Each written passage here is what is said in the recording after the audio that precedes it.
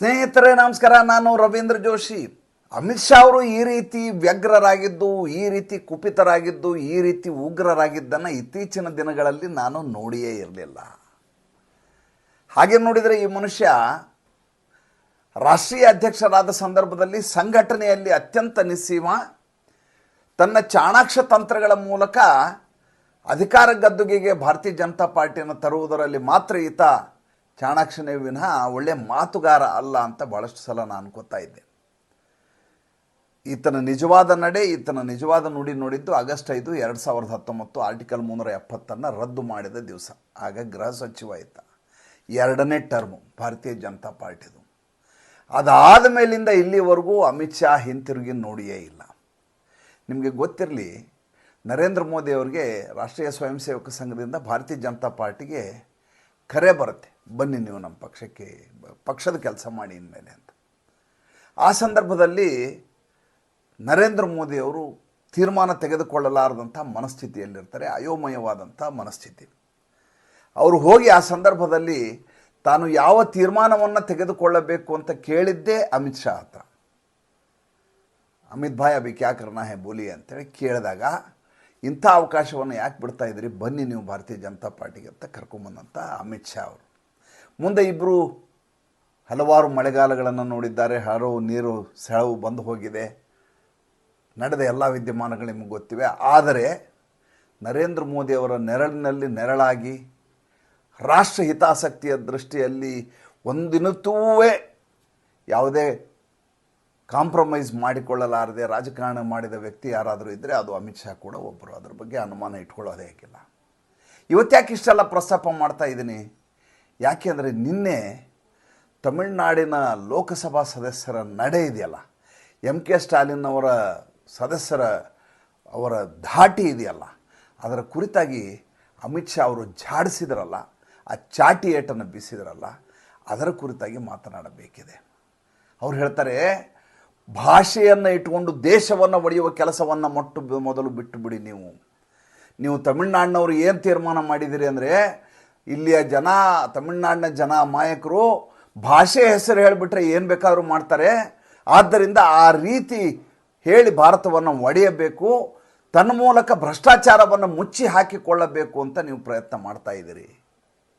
ಅಮಿತ್ ಶಾ ಹೇಳಿದ ಮಾತುಗಳನ್ನು ಕೇಳಬೇಕು. ಅಮಿತ್ ಶಾ ಹೇಳ್ತಾರೆ, ಸಾವಿರಾರು ಮೈಲಿ ದೂರ ಇರುವಂಥ ವಿದೇಶಿ ಭಾಷೆಯ ಬಗ್ಗೆ ನಿಮಗೆ ವ್ಯಾಮೋಹ ಇದೆ, ಆದರೆ ಇದೇ ದೇಶದ ಇನ್ನೊಂದು ಭಾಷೆಯ ಬಗ್ಗೆ ನಿಮಗೆ ವ್ಯಾಮೋಹ ಇಲ್ಲ.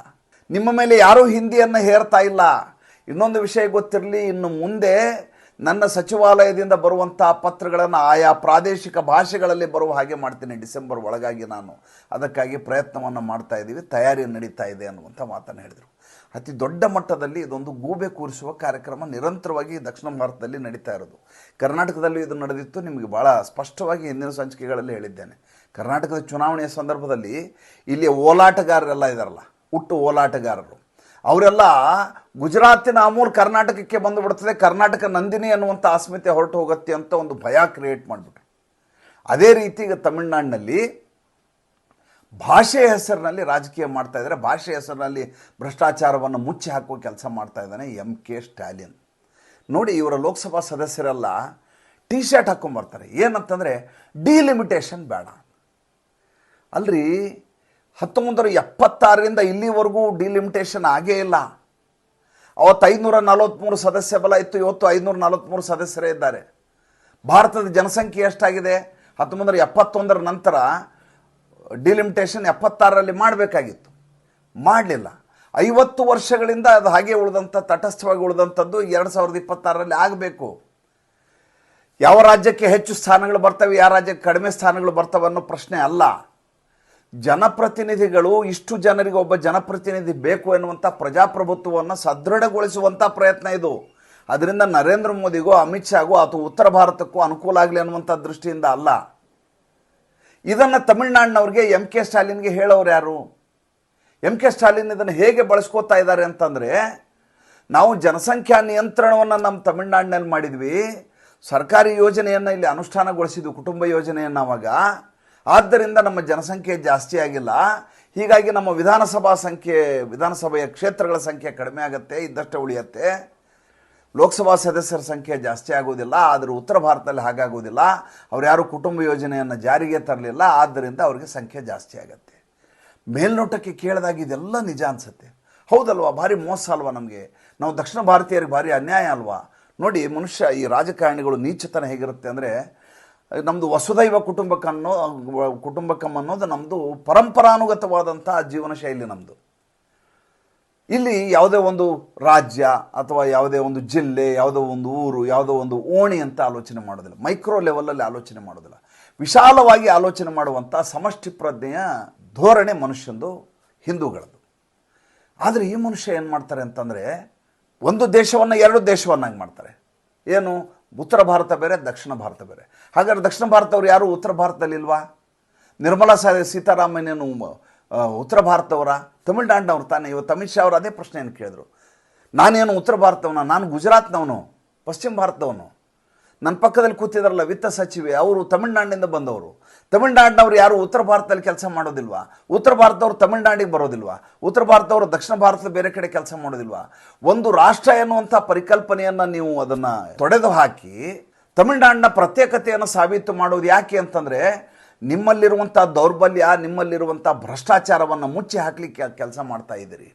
ನಾನು ಅಮಿತ್ ಶಾ ಹೇಳ್ತಾರೆ, ಭಾಳ ಚೆನ್ನಾಗಿ ಹೇಳಿದ್ರು. ಅಮಿತ್ ಶಾ ಹೇಳ್ತಾರೆ, ನಿಮ್ಮ ಎಂಜಿನಿಯರಿಂಗು ಮೆಡಿಕಲ್ ಎರಡು ತಮಿಳು ಭಾಷೆಯಲ್ಲಿ ಮಾಡಿ ಅಂತ ನಿಮ್ಗೆ ಸವಾಲು ಹಾಕಿದೆ. ಇಲ್ಲಿವರೆಗೂ ನಿಮ್ಗೆ ಮಾಡಲಿಕ್ಕಾಗಿಲ್ಲ. ತಮಿಳ್ನಾಡಿನಲ್ಲಿ ನಮ್ಮದು NDA ಸರ್ಕಾರ ಬಂದದ್ದೇ ಆದರೆ ನಾವು ತಮಿಳಿನಲ್ಲಿ ಮೆಡಿಕಲನ್ನು ಕಲಿಸ್ತೀವಿ, ಎಂಜಿನಿಯರಿಂಗು ಕಲಿಸ್ತೀವಿ, ಕಾದು ನೋಡ್ತಾ ಇರಿ ಅನ್ನುವಂಥ ಮಾತನ್ನು ಹೇಳ್ತಾರೆ. ಸಾಧುವೋ ಸರಿಯೋ ತಪ್ಪೋ ಅದು ಬೇರೆ ವಿಚಾರ. ಆದರೆ ಸೆಂಗೋಲ್ ತಂದಿದ್ದು ಎಲ್ಲಿಂದ ರೀ? ತಮಿಳ್ನಾಡಿನಿಂದ ತಾನೆ. ಅಲ್ಲಿಂದ ಬಂದಂಥ ಸಾಧುಗಳೆಲ್ಲಿ ಅವ್ರಿ?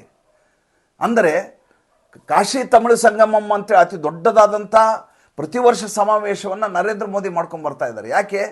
ಗಂಗಾಸೆ ಕಾವೇರಿ ತಕ್ ಅನ್ನುವಂಥ ಅಟಲ್ ಬಿಹಾರಿ ವಾಜಪೇಯಿ ಅವರ ಕಲ್ಪನೆ ಏನಿದೆ ಅದನ್ನು ಅನುಷ್ಠಾನಗೊಳಿಸ್ತಾ ಇರೋದೇ ನರೇಂದ್ರ ಮೋದಿ. ನೀವೇನಾದರೂ ವಾರಣಾಸಿಗೆ ಹೋದರೆ ಅಲ್ಲಿ ನಡೆಯುವಂಥ ಕಾಶಿ ತಮಿಳು ಸಂಗಮಂ ಅನ್ನುವಂಥ ಒಂದು ಕಾರ್ಯಕ್ರಮವನ್ನು ನೋಡಬೇಕು. ಇಷ್ಟು ಅದ್ಭುತವಾಗಿರುತ್ತೆ ಅಂತಂದರೆ, ತಮಿಳುನಾಡಿನ ಎಲ್ಲ ಕ್ಷೇತ್ರಗಳ ದಿಗ್ಗಜರು ಮತ್ತು ಜನಸಾಮಾನ್ಯರ ಜೊತೆ ಸೇರಿಸಿ ಮಾಡುವಂಥ ಸಮಾವೇಶ ದೊಡ್ಡ ಮಟ್ಟದಲ್ಲಿ ಹಬ್ಬದ ರೀತಿಯಲ್ಲಿ ಆಗುತ್ತೆ. ನರೇಂದ್ರ ಮೋದಿ ಕೂಡ ಅದರಲ್ಲಿ ಪಾಲ್ಗೊಂಡಿರ್ತಾರೆ. ಅಲ್ಲಿ ಎರಡು ಕಾರಣಕ್ಕೆ: ಒಂದು, ಅವರು ಈ ದೇಶದ ಪ್ರಧಾನಿ; ಎರಡನೇದು, ಆ ಲೋಕಸಭಾ ಕ್ಷೇತ್ರದ ಸಂಸದ ಅವರು. ನರೇಂದ್ರ ಮೋದಿ ಮಾಡಿದ ಭಾಷಣ ತಮಿಳು ಭಾಷೆಯಲ್ಲಿ ಅದು ಆಟೋಮೆಟಿಕ್ಲಿ ತರ್ಜುಮೆ ಆಗುವಂಥ ವ್ಯವಸ್ಥೆಯನ್ನು ಮಾಡಲಾಗಿದೆ ಆರ್ಟಿಫಿಷಿಯಲ್ ಇಂಟೆಲಿಜೆನ್ಸ್ ಮೂಲಕ. ಕಳೆದ ಬಾರಿ ಆ ರೀತಿ ವ್ಯವಸ್ಥೆ ಮಾಡಲಾಗಿತ್ತು.